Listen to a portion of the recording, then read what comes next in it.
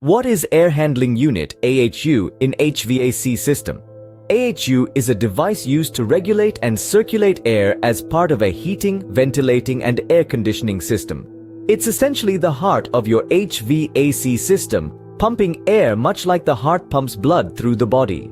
The typical AHU is a large metal box containing a blower, heating or cooling elements, filter racks or chambers, sound attenuators, and dampers. These components work together in harmony, ensuring the air in your building or facility is clean, temperature-controlled, and circulated efficiently. Diving into the specifics, the blower, also known as the fan, is the driving force that moves the air through the AHU and into your building's ductwork. Next, we find the heating and cooling elements. These are responsible for adjusting the temperature of the air to match your desired settings.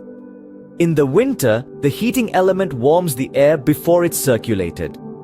During the summer, the cooling element does the exact opposite, reducing the air's temperature for a refreshing breeze. Filter racks or chambers. These are the guardians of air quality in your HVAC system. Lastly, we find the dampers. These devices regulate the flow of air within the AHU, controlling where it goes and how much of it gets there.